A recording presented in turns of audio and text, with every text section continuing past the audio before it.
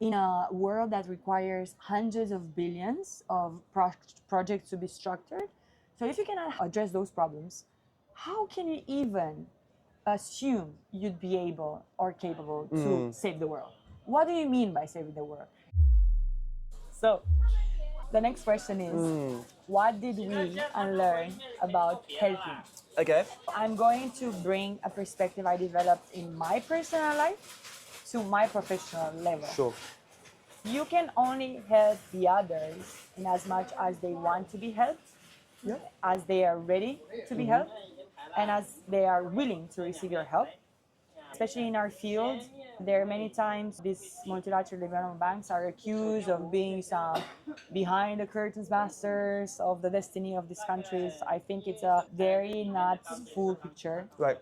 And it's also assuming that the people at the other side of the table, they don't know what they're doing or they don't have agency, which is not the case. So how did I learn the idea of helping is, again, sometimes I want to help people and I think I know the best for them and I want to give them solutions, ideas. But sometimes the best approach is just to take a step forward and meet in the middle and listen to how the other person wants to be helped. Right. And then see how you can help them in a way that's mutually respectful. That was my takeaway. What about you? I think that's very important, actually. I think the thing about, being willing to want to be helped is important. You can't just enforce on someone like, we're going to develop your country, we're going to give you more money. No, because sometimes it's the cultural understanding as well. It's the ability to really think about, okay, what's the long-term sustainable solution rather than, being like, okay, we will help, we're the saviors, this is what we're going to do, we're going to impose these conditions. I think in general, when it comes to help as well, usually the best way to think about it is probably longer term.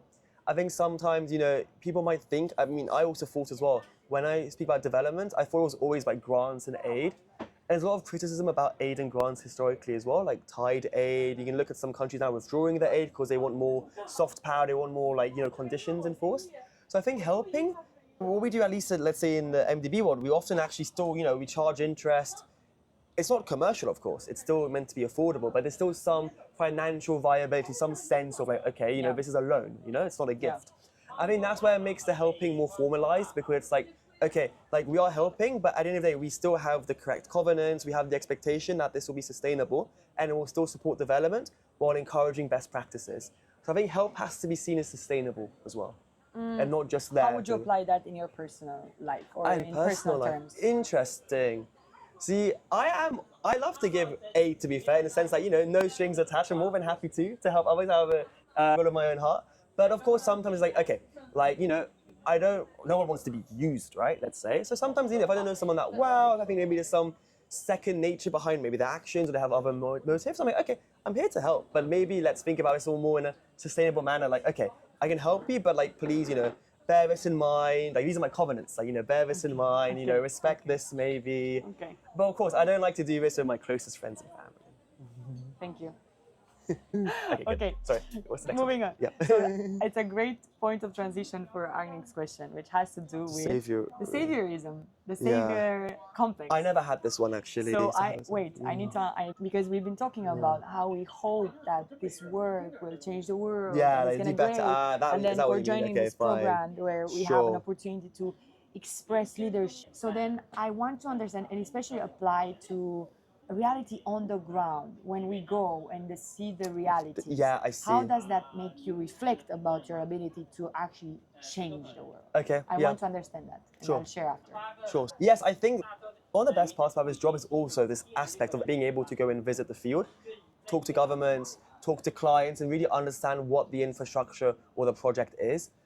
To give examples, when you go somewhere, it may look like an empty field at first, it may be there's no construction yet. But when you start talking to the locals, villagers in the community, and you understand their problems, whether it's a lack of water supply, whether it's a regular crop supply, you then understand, okay, even though for us it's one project out of hundreds we have at the bank, this actually has a meaningful, intangible, long-term impact for these people.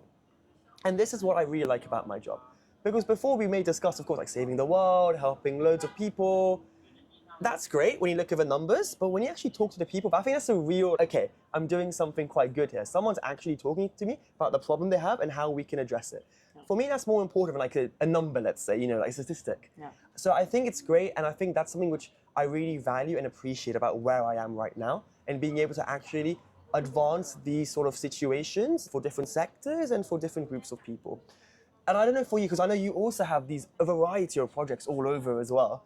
And I know for sure for you, you also have a sort of mindset, but I want to know more maybe about the specifics as well. And what is your viewpoint on this as well, and how did it change? So I definitely had been growing up with this savior complex. Sure. It was not for a particular cause, or it was just like, I want to save the world, basically.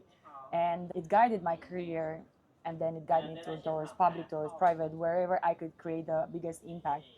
But then I realized, like you said, when you're going to see a project on the ground, you realize that if you're not capable of dealing with the problems that are impacting this small project, one road, just 200 million, in a world that requires hundreds of billions of projects to be structured. So if you cannot address those problems, how can you even assume you'd be able or capable to save the world? What do you mean by saving the world? It's kind of a wake-up call to me about how some people will be so capable of talking about this concept and about how they want to save something and how they would do it on a paper. Right. But I invite you all to try to do it and then talk about it. And I think we have these problems, like even with my own visions, yeah? You have a great vision, you can talk about it, but then when you actually have to implement it, how does that work? I think it teaches you a lot about the reality and the doing part of it. I mean, implementation is one of the hardest parts sometimes, because even though everything looks like it's falling in place, there's always issues, challenges. And that's just the nature of, I think, development. That's what makes it what it is. It's that challenge which makes it worthwhile. Yeah. Well, that's why we're here, to hopefully alleviate these issues, right? Yeah. Okay. Good question, yeah? Yeah, it's that. We're talking about poverty. I am curious to understand, because I come from the rural Romania. I've seen it.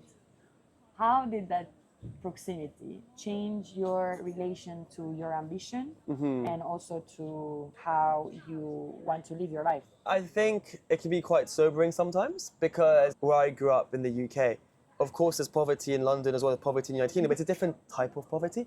You don't really see extreme poverty as much as one may see when you go to these missions or when you go for work and you experience it.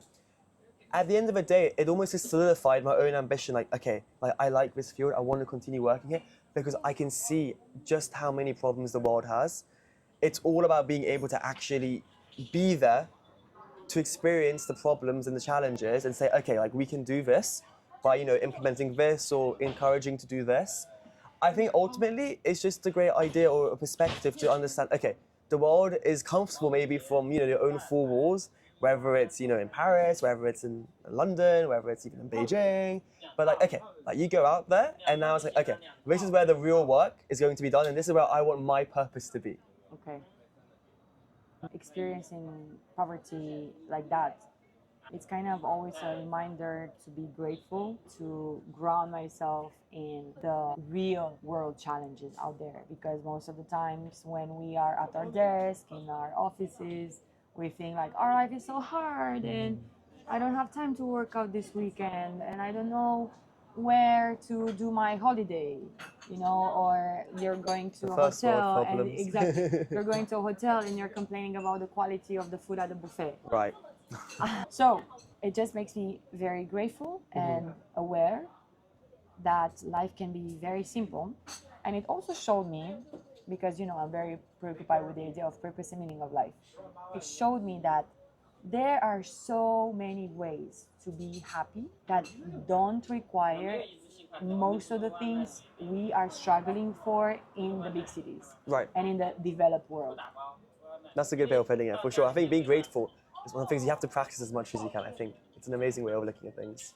Great, thank you so much for all of this insightful sharing. I'm pretty sure the audience will appreciate it. And it's also almost the time when the applications are starting and everything is happening again. Yes. So, 2 years after we first sat here, what would you tell the people we've encouraged to get into this industry? What are some parting words of advice? Oh, okay, that's a good question, actually. The good news is that, compared to when we talked last time, I think if anything, my expectations, been surpassed. I'm very happy and fortunate with this position. I would say definitely still apply, definitely still consider. It's just important to know though, having now seen a few rounds of applications, let's say, from these programs, or the internship programs as well, it seems to be getting more and more competitive actually in some ways. I wonder if AI has changed the application process and what people are doing, like in their applications. I would say, guys, it's very important to really maintain connections you have in the development finance world. Be proactive, reach out to people, have coffee chats, have virtual coffee chats. I think it still is quite a connection-based world, even though AI is being used a lot to make it, let's say, less personalized. You still need those personal connections because the other side, your hiring manager is still a human, right? It won't be a robot yet. Do you think this job changed your life in any way? Yeah, I think it's changed my life a lot actually from a personal perspective. And that's mostly to do with, I think, location. Being in another country, quite far away from home for my job, is always going to be a big experience for me. A new culture, new perspectives in that sense. But also, I think being able to work on various projects around the world, different types of projects, you learn so much more than just like being home and like behind the desk. Sorry, it really do. It's very hard to like say this until you've done it. Maybe some of you like did exchange semesters. Maybe you already experienced a bit of this, I guess, when you travel a new country for study. I never did this, so like this is the first time I've ever lived abroad. That's huge. Yeah, definitely, and like it's a cool first country to go to, I think, for your first assignment abroad as well. So I think honestly, I've learned so much in that sense about myself, and it's just like reinforced. This is the sort of life I would like to have. I definitely agree with the life-changing part of it, of the experience. Nice. My advice to you guys would be, number one, if you're even interested in this, give it a try, because as you said, it's so competitive that you should try and get an offer first. And if you get it, then it's gonna feel in a different way than thinking about what would you do if you had the offer. For sure. And then I can wholeheartedly say I do not regret having been in this program for 3 years. Now we're going through a restructuring, so who knows what's going to bring, where I'm going to be in the next 6 to 12 months. It's giving me such an existential crisis at a personal level, because you understand moving places and everything. But I don't have any regrets for the decision I made at that point. Yeah. There was so much growth, and part of the things that are going through my mind these days have to do with how is it going to be a sustainable growth journey. Right. That's aligned with my values. That's really cool. Thank you so much for being Thank you, here today. Bianca, of course. We're cheering well with my empty glass at It's my quite hot favorite here. coffee place in Beijing, downtown Sanlitun. This coffee place just enforced the rules of no photos, no videos, which makes it so much better, because usually there are old influencers going around. But you got the exemption. Yes, exactly. I got the exemption, and I think it's for a great cause, because what we want to do is save the world by influencing each of you to join finance or another purpose-driven job. If you have any questions, don't hesitate to ask them, and we will try our best to answer this. See you guys in the next video. See you guys. Bye. Bye-bye.